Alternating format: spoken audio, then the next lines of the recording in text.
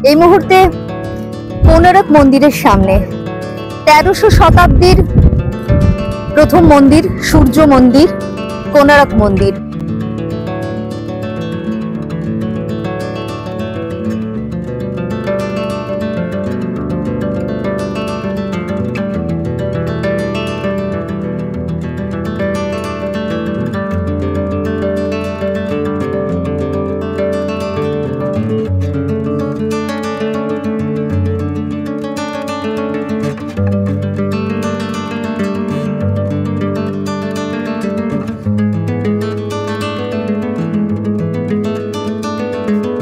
পুরী গিয়ে আবার গেলাম কোনারক মন্দিরে।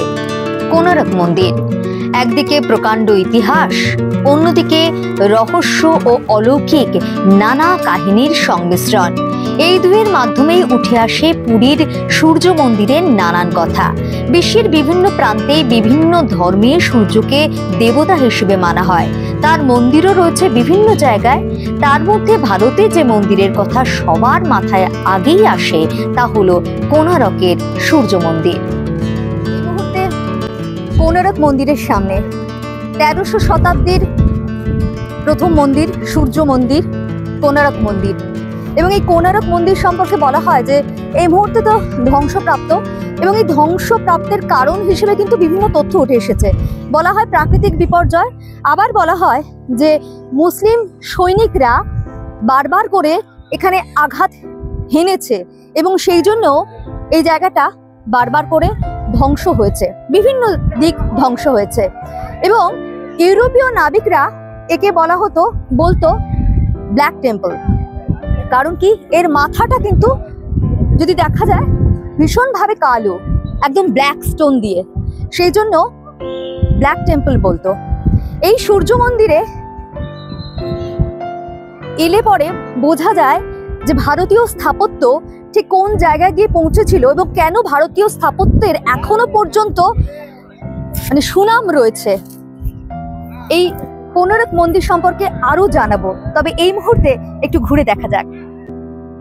জনশ্রুতি আছে যে কোনার্ক মন্দিরে প্রধান স্থপতি বা ধর্মব্রহ্ম রাতের নীরবতায় মন্দিরের চূড়া থেকে চন্দ্রভাগা নদীতে ঝাঁপ দিয়েছিলেন। এর কারণ হিসেবে বলা হয় যে মন্দিরের নির্মাণের সঙ্গে জড়িত 1200 জন শ্রমিককে শিরশ্ছেদ করা থেকে বাঁচানোর জন্য তিনি আত্মত্যাগ করেছিলেন। তার এই আত্মত্যাগের ফলে মন্দিরটি অপবিত্র হয়ে যায় এবং সেই কারণে সেখানে আর পুজো করা হয় না। আরো একটা মত আছে যে কিছু ঐতিহাসিক এবং কিংবদন্তি অনুসারে মন্দিরের চূড়ায় একটি বিশাল চুম্বক স্থাপন করা ছিল, যা পর্তুগিজ জলদস্যুদের জাহাজ চলাচলকে প্রভাবিত করত। এই কারণে জলদস্যুরা মন্দিরটি ধ্বংস করে এবং এর ফলে মন্দিরের পবিত্রতা নষ্ট হয়ে যায়, তাই আর পুজো হয় না।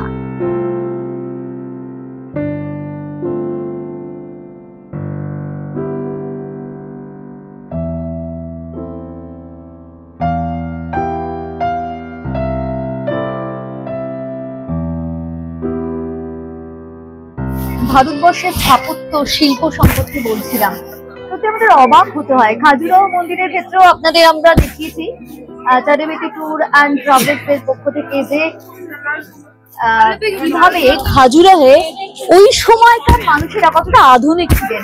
এবং আজকে কোনারক মন্দিরে আপনারা দেখুন যে এখানে লেসবিয়ান, হোমোসেক্সুয়াল সমস্ত কিছু কিন্তু রয়েছে এবং কামসূত্রের সমস্ত বর্ণনা কিন্তু এই সমস্ত স্থাপত্যগুলোতে রয়েছে, যা আমরা বুঝি না, বুঝলেও বুঝতে চাই না হয়তো, কিন্তু এখানে সবকিছু পরিপুষ্টভাবে একদম পরিষ্কার করে এই স্থাপত্যের মধ্য দিয়ে চিত্রিত হয়েছে।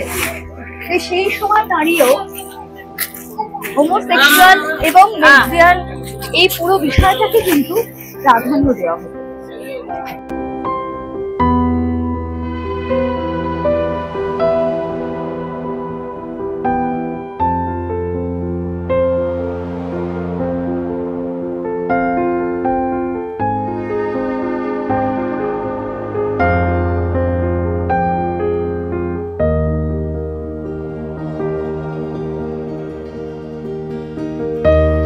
মন্দিরের সামনে রয়েছে নাট মণ্ডপ।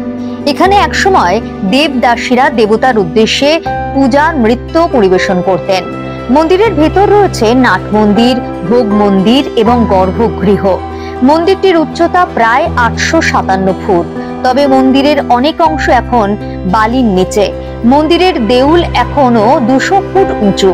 উড়িষ্যা এবং দ্রাবিড় স্থাপত্য রীতির সংমিশ্রণে নির্মিত মন্দিরটি ধূসর বেলে পাথরের বিশাল একটি রথের আকারে গড়া হয়েছে।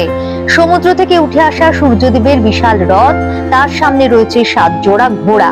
7টি ঘোড়া মানে সপ্তাহান্তের 7 দিন।